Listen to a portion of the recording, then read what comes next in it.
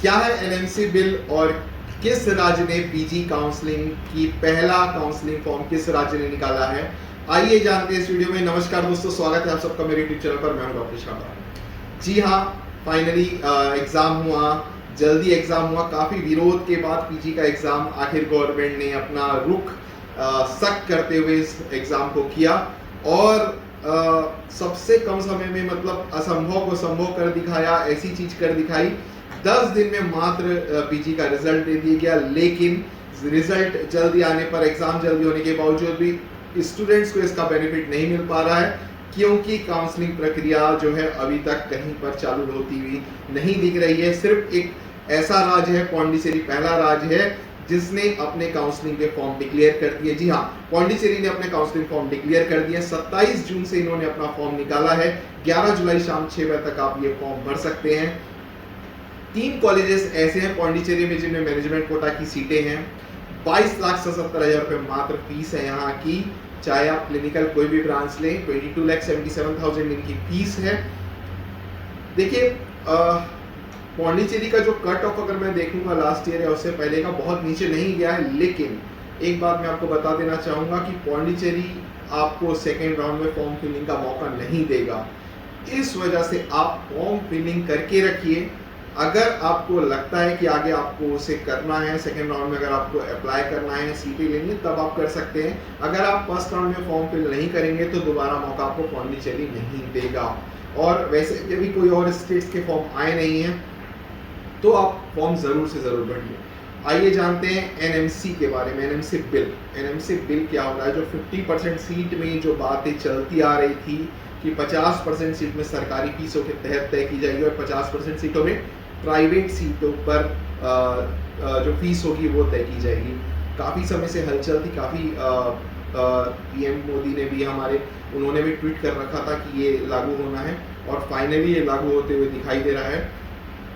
इसमें सबसे पहले जो उड़ीसा राज्य को डायरेक्शन दिया गया है कि वो अपने जो कॉलेजेस वहाँ के डीम्ड यूनिवर्सिटीज़ तो हैं और जो स्टेट के कॉलेजेस हैं उनकी फीस एक अनुमानित तय करके भेजे एनएमसी को, ताकि एनएमसी उस पर विचाराधीन होके उस पर एक्शन लिया जाए। यानी कि अगर आप समझिए फीस अगर वो 4 लाख रुपए बताते हैं, 4 लाख रुपए उन्हें ये भी डिस्क्रिप्शन देना है कि 4 लाख रुपए फीस वो किस हिसाब से बात कर रहे हैं 50% सीट की। और अगर 50% सीट की वो 10 लाख बोलते हैं तो उन्हें ये भी बताना होगा कि 10 लाख किस बात की मांग रहे हैं। ये सारे डिस्क्रिप्शंस के बाद ये जो सारे डॉक्यूमेंट्स होंगे ये जाएंगे एनएमसी को और एनएमसी डिसाइड करेगा कि क्या ये फीस लागू होना सही होगा या नहीं होगा। इसके साथ साथ उन्होंने ये बात भी अपने नोटिफिकेशन में क्लियर कही है कि अगर कोई भी राज्य इससे चूकता है, अगर वो डिटेल्स नहीं देता है, तो एनएमसी खुद सख्त रूप लेते हुए फीस डिसाइड करेगी और जिसे राज्य के कॉलेजेस को मानना कंपलसरी होगा। जी हाँ, लेकिन इस बीच में एक लॉजिकल बात समझने वाली बहुत ज़रूरी है। पैनिक होने की ज़रूरत नहीं है किसी भी तरीके से, क्योंकि अगर फीसेस 50% कम हो रही है तो आप ये चीज़ समझ लीजिए कि जैसा कि पहले बताया गया था कि सीटें बढ़ाई जाएंगी। जी हाँ, सीटें भी एक अच्छे रेशियो में सीटें भी इस बार बढ़ेंगी। बात करते हैं कि क्या इम्पैक्ट पड़ेगा इस पे। इम्पैक्ट सिर्फ इस पे बहुत ज़्यादा इम्पैक्ट आपको पड़ते हुए नहीं दिखाई देगा, क्योंकि अगर सीटें बढ़ेंगी और 50% को आप जिन स्टूडेंट्स का 35-40 हज़ार के आसपास के रैंक है उनके लिए तो डेफिनेटली कहीं ना कहीं बेनिफिट देगा। लेकिन अब बात करते हैं कि ऐसे इंस्टीट्यूट भी हैं इंडिया में जिनकी फीस 50 लाख रुपए 60 लाख रुपए साल की है, कुछ ब्रांचेस की। अगर एनएमसी बिल उन पर लागू होता है तो क्या होगा?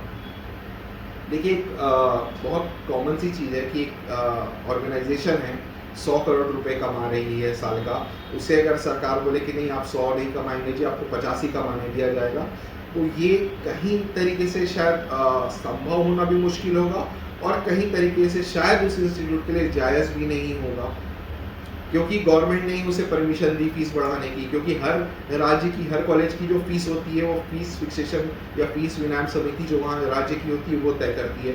तो कहीं ना कहीं उसकी परमिशन के बाद ही सारी कॉलेजेस की फीस बढ़ाई जाती है और अब अचानक से ये कह दिया जाए तो ये थोड़ा सा मुश्किल होगा। और दूसरी बात समझने वाली बात है कि इतने कम समय में आप समझिए, आज उन्होंने डायरेक्शन दिया और 15 दिन बाद उड़ीसा को जो है उन्होंने 15 जुलाई के आसपास का समय दिया है कि तब तक उन्हें क्लियर करना है कि वो फीस क्या रखना चाहते हैं।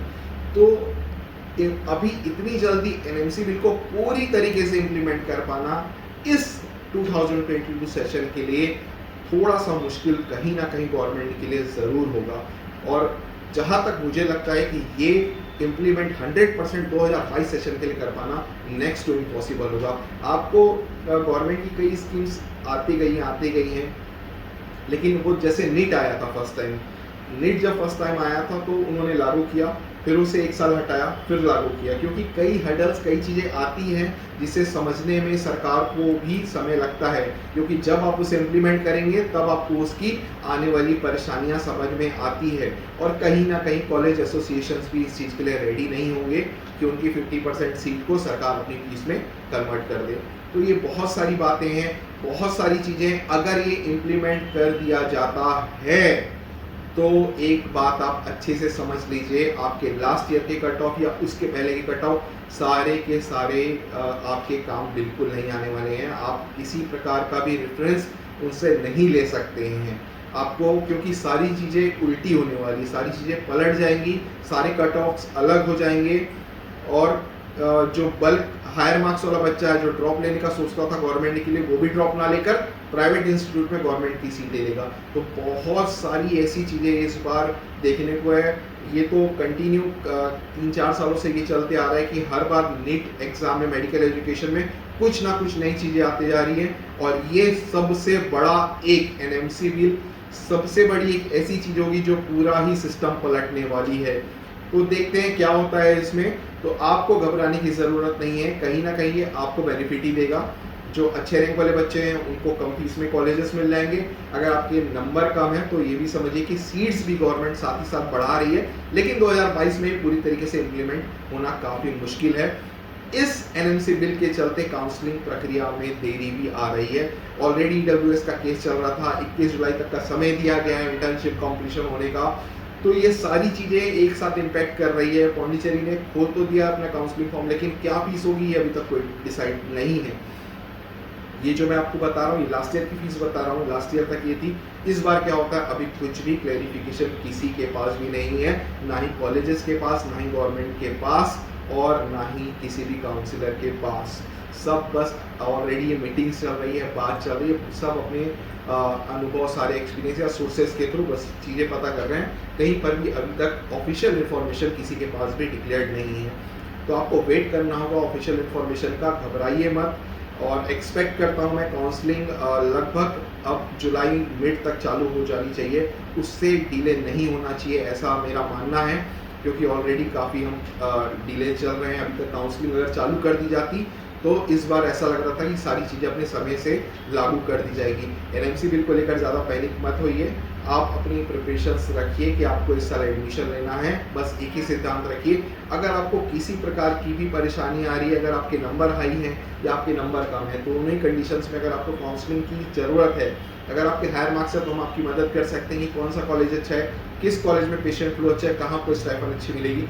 ये सारी जानकारी एक काउंसलर के पास होती है। मैं हमेशा अपने वीडियोस में कहता हूँ कि ज़रूरी नहीं कि आप ज्ञानम की सर्विसेज लीजिए, आप डॉक्टर छाबड़ा की सर्विसेज लीजिए, आपको जो कंसल्टेंट अच्छा लगता है आप उसकी सर्विसेज लीजिए, क्योंकि कहीं ना कहीं एक एक्सपीरियंस आपके साथ जुड़ता है, एक एक्सपीरियंस आपके काम आता है। अगर आपको लगता है कि हमें सही है और हमारे से आपको सर्विसेज लेना है तो आप बिल्कुल हमसे ले सकते हैं। आप हायर मार्क्स में भी ले सकते हो, और अगर आपके लोअर मार्क्स और एक अच्छी ब्रांच आप कहीं ना कहीं देख रहे हैं तो उसके लिए आप हमारी सर्विसेज ले सकते हैं। आप चाहें तो मुझसे डायरेक्ट भी मिल सकते हैं, दिल्ली मेरा ऑफिस है, छत्तीसगढ़ मेरा ऑफिस है।